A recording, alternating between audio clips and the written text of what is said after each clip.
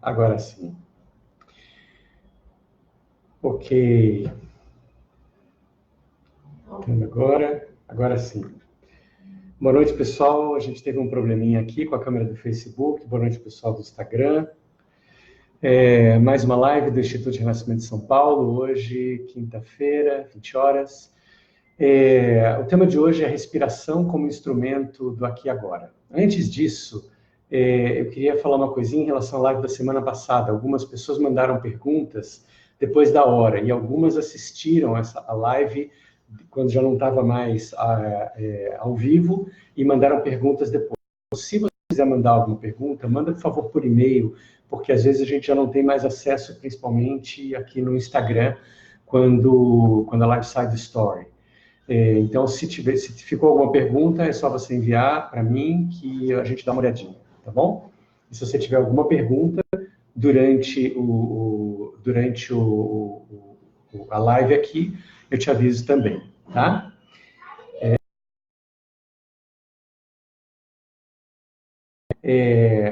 Respiração como instrumento do aqui e agora. A primeira coisa, quando a gente pensa um pouco em aqui e agora, a gente vê todas as linhas de meditação, de terapia, falando, você tem que ficar no aqui e agora.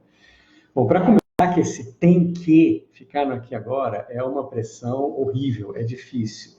Eu não conheço ninguém que viva no aqui e agora o tempo todo. Talvez algum mestre iluminado da Índia, mas fora isso, não é uma coisa normal. Muitas vezes. Né? Muitas vezes a gente está no aqui e agora, muitas vezes a gente está em algum lugar do passado, em algum lugar do futuro. Isso não é necessariamente ruim. Né?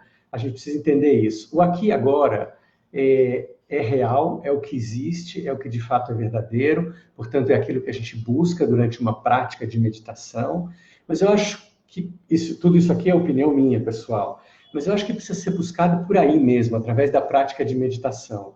Essa ideia de, no dia a dia, a gente se forçar a ficar no aqui e agora, além de ser muito cansativa, é uma grande tortura e é pouco eficiente, na verdade, porque ela acaba se transformando numa certa forma de concentração, ou seja, eu me imponho a estar no aqui e agora.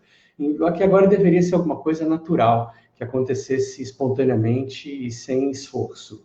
Isso acontece quando, depois de um tempo de prática, isso de alguma maneira vai vazando para a vida, vamos dizer assim, vazando para a vida, para o dia a dia. Porque durante a prática, a gente está no aqui e agora, durante uma prática de meditação ou de respiração. Aí sim a gente está no aqui e agora. E aquela prática ali é tranquila, é serena, é suave, a gente não está tentando chegar a lugar nenhum, alcançar nada, e não está se forçando aqui e agora. É um ambiente simples, controlado, fácil. E aí, quando a gente está no dia a dia, no aqui e agora, sem prática, é difícil a gente ir para aqui e agora, porque tem mil e uma coisas chamando a gente o tempo inteiro. Então, o que a gente faz é pratica 5, 10 minutos, se não todo dia, 3, 4 vezes na semana, 2 vezes para começar, que seja, vai aumentando esse tempo aos poucos, e isso vai passando para a vida no dia a dia. Isso é uma opinião pessoal, mas eu acho melhor dessa forma do que quando a gente se impõe ficar no aqui e agora. Ficar no aqui e agora não pode ser um tipo de Olimpíada, não pode ser uma ganância. Eu vi, por exemplo, muita gente que saiu do mercado financeiro, não foi todo mundo, tá? Mas muita gente que saiu do mercado financeiro, por exemplo, e foi para esse meio terapêutico e mantém a mesma mentalidade de produção, de quantidade, de gente, de resultados. Não, não é assim. Aqui é diferente nessa nossa outra área. O jeito de lidar com as coisas é outro, através da suavidade. Faz parte disso também essa noção que se tem, que a gente tem que acabar a nossa mente, porque é ela que leva a gente para o passado, leva a gente para o futuro. Isso está errado. Acabar a nossa mente, bom, dá para imaginar o quão disfuncional a gente ficaria sem a nossa mente. Mas não só isso. Eu, como biólogo, inclusive, tenho um grande respeito pela nossa mente. Eu considero que isso aqui levou bilhões de anos para evoluir, para chegar onde chegou. E tem uma série de faculdades super importantes.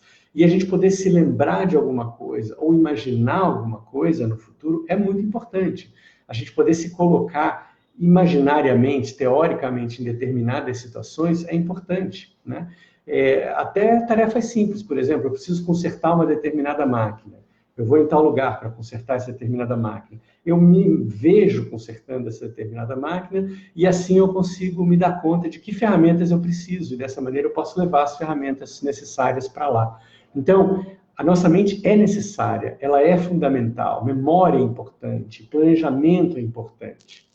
O que a gente está dizendo é que se, junto com isso, a gente tem uma prática diária, se não diária, no início, pelo menos a cada 3 vezes por semana, por exemplo, isso, de alguma maneira, dá para a gente, além dessas possibilidades que a gente já tem de lembrança, de memória e de planejamento, isso dá para a gente também uma outra habilidade. Então, não se trata de substituir uma coisa pela outra, e sim de desenvolver alguma nova coisa. O que é essa nova coisa? Primeiro, esse aqui agora, quando a gente está sentado em meditação, ele é um espaço de silêncio. Talvez não no início, talvez ele seja uma grande confusão, porque a gente está acostumado a um tráfego mental intenso. Talvez porque naquele momento específico a gente esteja vivendo uma confusão, uma angústia qualquer, uma dificuldade qualquer, uma perda, um medo, enfim. Então, aquele momento ali de sentar não vai ser tranquilo, mas ele é o que é naquele momento. Ou seja, não importa se o que está gerando aquilo é uma preocupação do futuro, é uma lembrança do passado. O fato é que naquele momento o que eu estou vivendo é, por exemplo, um tráfego intenso de pensamentos. Mas ele é um momento de aqui e agora. É um tráfego intenso de pensamentos. O que acontece com o tempo é que isso começa a silenciar. E aí eu começo a experimentar espaços entre os pensamentos. Cada vez eu percebo mais espaços. Vem um pensamento, outro ainda não aconteceu, tem um espaço. Nesse espaço fica mais claro aquilo que eu sou. Não aquilo que eu acho que eu sou, não aquilo que eu penso de mim, não aquilo que eu penso das coisas, das pessoas, mas apenas um silêncio. Quando existe esse silêncio, o que existe é percepção. Percepção significa dar-se conta, através dos olhos, através dos ouvidos, através do nosso corpo. É nesse sentido que eu estou considerando percepção, não estou considerando nada complicado. Eu percebo a luz, eu percebo imagens aqui dentro, eu percebo imagens fora, eu percebo sensações corporais, eu percebo sons internos e externos, eu percebo que o meu pensamento às vezes vem como uma voz que eu escuto, às vezes como uma frase que eu leio na minha mente, às vezes como uma imagem que representa um dizer, um pensar também. Então, tudo isso é percepção que vai se desenvolvendo. E junto com isso, os espaços que acontecem entre uma percepção e outra. Quando nada acontece, isso não é alguma coisa que a gente possa forçar, isso é alguma coisa que acontece espontaneamente. Quando nada acontece, eu tenho um vislumbre mais claro daquilo que eu sou. É como que essa névoa toda de pensamentos e mesmo de sentimentos e de sensações deixam temporariamente, por um breve espaço de tempo, às vezes uma fração de segundo que seja, isso deixa de existir e eu tenho um vislumbre mais claro daquilo que eu sou. Isso tem um lado muito bom, que é a percepção em si, e tem um lado difícil, que é, de alguma maneira, a gente entende que aquilo é nossa verdade e a gente vai buscar mais, de alguma maneira, vai querer mais isso, e vai praticar mais. Mas, de novo, isso não pode se tornar uma corrida, isso não pode se tornar uma meta, isso não pode se tornar uma ganância, eu tenho que conseguir mais tempo, então eu vou sentar mais horas. Quantas horas você medita? Uma só? Eu medito 5 todos os dias. Isso não funciona. Isso é a mesma coisa de querer sempre um carro maior, uma casa maior, uma conta bancária maior. Não tem problema nenhum com querer nenhuma dessas coisas. Mas quando isso de alguma maneira toma conta da gente, aí a gente começa a sofrer. Então, essa mentalidade, que pode ser útil para conseguir as coisas aqui fora, desde que a gente não sofra com isso, nem machuque ninguém com isso, para dentro não funciona. Para dentro, esses espaços acontecem exatamente na situação contrária, ou seja, quando nada dessa confusão toda está acontecendo. E só o que a gente pode fazer é sentar, ficar quieto e observar, não é tentar achar um silêncio, é observar o que quer que esteja acontecendo, incluindo, eventualmente, angústia, medo, confusão, desespero, o que quer que seja. Mas a gente fica ali, quietinho, olhando e internamente não brigando com isso. Não brigando com isso significa o seguinte, porque a gente tem 3 jeitos de brigar com as coisas. Uma é tensionando o nosso corpo, a outra é prendendo a nossa respiração, e a outra é falando constantemente, recriminando aquilo que a gente está experimentando. Então, se a gente não fala nada a respeito do que a gente está experimentando, se a gente não prende a nossa respiração, e se a gente deixa o corpo solto e relaxado, inclusive essa região aqui, que são as que normalmente a gente tensiona mais, o que a gente está fazendo é aceitando aquilo que a gente está experimentando naquele momento, que pode ser medo, raiva, confusão, desorientação, seja lá o que for. Não tem nada de errado com essas coisas em si, são o que está acontecendo naquele momento, só isso. Então, essa é uma coisa, cuidado para não ficar desesperado, querendo demais. Pessoalmente, já falei isso outras vezes aqui, tenho essa crítica a técnicas que forçam você a estar presente o tempo inteiro. Então, quando você está comendo, você está consciente de pegar o garfo devagarinho, de levar o garfo até a boca, de sentir a comida entrando na boca, de mastigar. Isso é um inferno. Então, eu aconselho, isso é minha visão pessoal, outras pessoas podem discordar disso, claro. Eu acho que o caminho mais fácil é deixa a vida seguir como ela segue, não se importa com isso. Mas tenha uma prática diária de observação de alguns minutos, onde aí sim você não está fazendo nada, não está interferindo com nada, mas também não está tentando alcançar alguma coisa e nem chegar a algum lugar. Ok? Bom, e aí a outra questão que se coloca aqui é como que a respiração pode tornar esse processo, de alguma maneira, mais rico, mais vivo, mais eficiente. A razão principal é porque a respiração está sempre acontecendo bem aqui e bem agora. E a nossa atenção, ela é de tal forma que é difícil fazer duas coisas ao mesmo tempo. A princípio a gente consegue em torno de 5, mas bem mesmo a gente consegue fazer uma, talvez duas. Então, se a gente está prestando atenção na respiração, de novo, sem esforço, sem concentração, não é concentração, se a gente está acompanhando nossa respiração e ela está bem aqui e bem agora, a gente fica bem aqui e bem agora. Simples assim, né? E o que é acompanhar a respiração? Eu sinto o ar entrando e vou acompanhando esse ar entrando desde aqui até lá atrás, até lá nos pulmões e saindo. E fico apenas acompanhando isso. Busco não fazer a respiração. Busco deixá-la acontecer por ela mesma, sem a minha interferência. Como se eu desistisse de respirar. Claro, o corpo continua respirando por ele mesmo. Não sou mais eu que estou fazendo. É o corpo que está fazendo, no ritmo dele. Eventualmente vai ter uma pausa, eventualmente ela vai ficar mais rápida ou mais profunda. Eu não interfiro. Eu apenas acompanho a entrada e a saída do ar. A entrada e a saída do ar. Algumas pessoas vão achar isso extremamente tedioso. Tá? Pode ser visto assim, mas pode ser visto como um imenso descanso. Imagina você poder, naquele momento, naqueles 5 ou 10 minutos, não fazer absolutamente nada. Você não é nada de ninguém, nem marido, nem mulher, nem filho, nem pai, nem mãe, nem nada. Você não é o funcionário daqui, nem o patrão dali. Você não é nada. Você não é nem uma pessoa de respeito, nem uma pessoa sem respeito. Você não é nem certo, nem errado. Nada. Você é apenas entrando e saindo. Entrando e saindo. Porque todo o resto são apenas conceitos que estão passando naquele momento. O que você experimenta de fato é ar entrando e saindo. Então, isso é um tremendo descanso, na verdade. Né? Então, se você acompanha essa respiração, com o tempo você começa a perceber nuances dessa respiração. Por exemplo, você vai começar a perceber que o ar entra com um pouquinho mais de força e vai se tornando cada vez mais fraquinho até desaparecer. E aí se torna a expiração. E aí ela começa mais fraquinha e vai se tornando mais forte até que de novo sossega. E aí você vai perceber que tem uma pequena pausa, nada acontece, até que uma nova inspiração volte a surgir. Existe uma técnica utilizada há bastante tempo no Oriente, às vezes as pessoas usam isso há 10 anos, que é observar exatamente essa pausa. Uma expiração acabou, uma nova inspiração ainda não começou.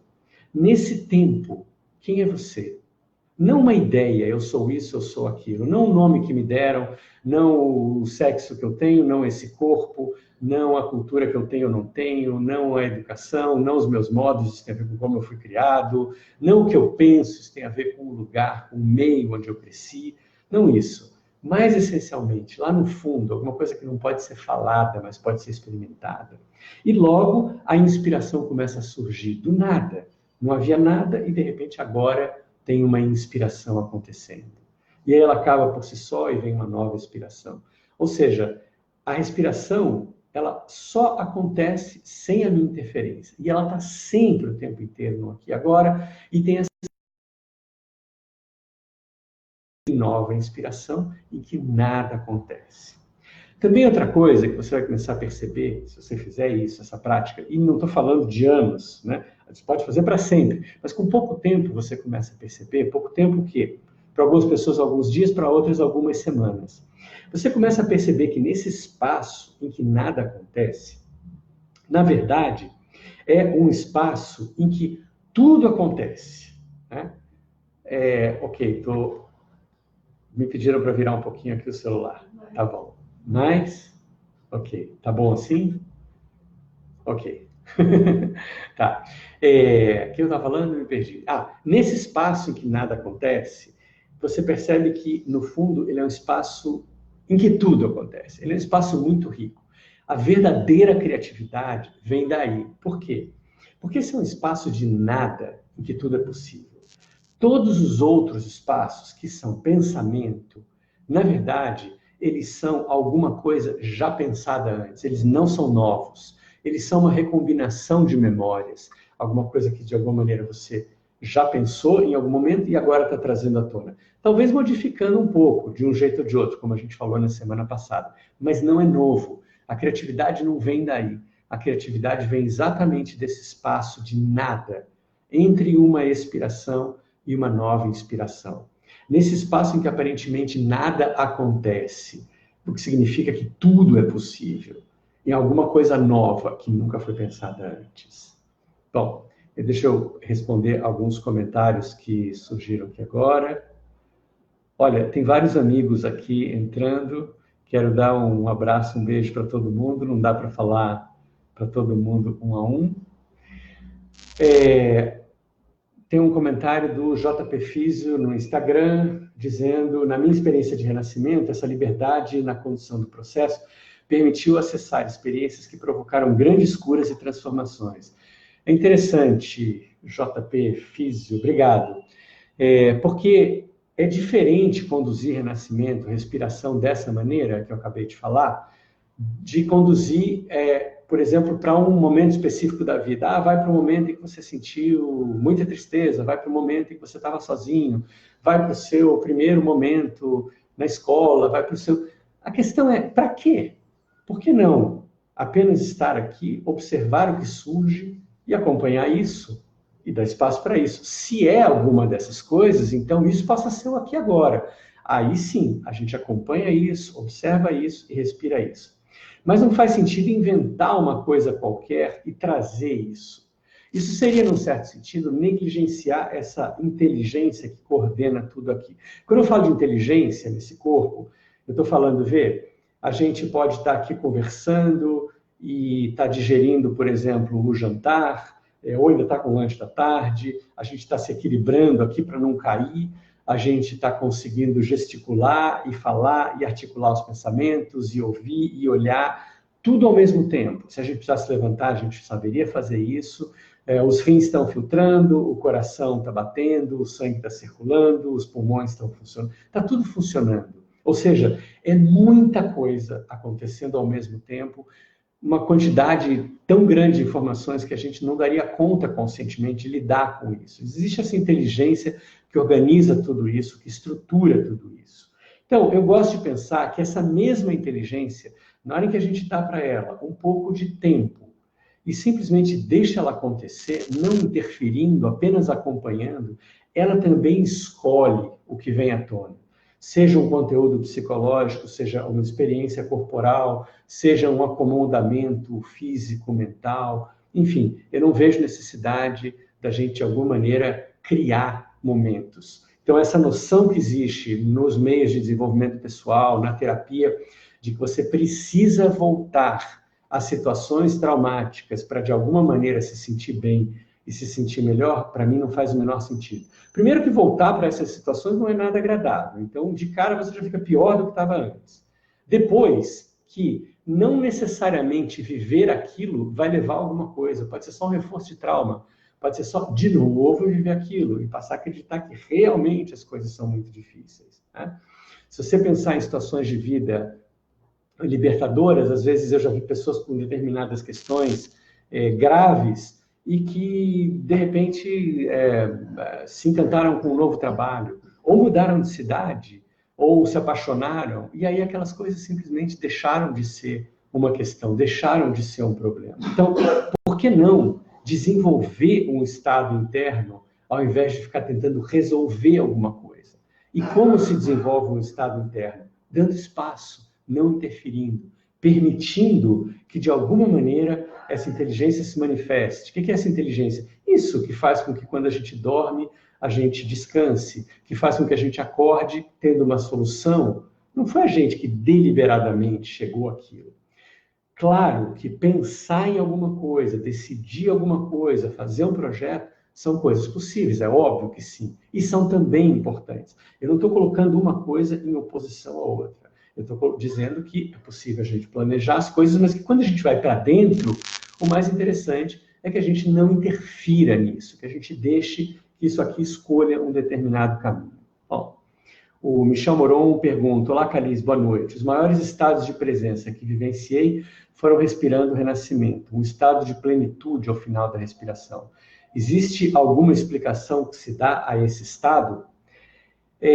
Oi, Michel, eu não sei se eu entendi direito a sua pergunta, no sentido de você quer dizer se isso acontece, por que isso acontece, ou que explicação a gente tem para esse estado. Então, eu vou responder as duas coisas, né?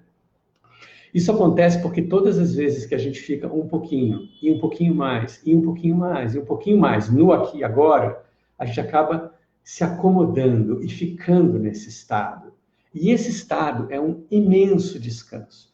Nesse estado, tudo que de alguma maneira estava preso em excesso de pensamentos, ou em tensões corporais, ou em contrações respiratórias, está livre. Ou seja, toda aquela energia física mesmo, de calor, de contração, utilizada em tudo que a gente está vivendo, agora está simplesmente disponível. Então a gente se sente realmente muito mais vital, muito mais vivo e muito mais cheio de energia, né?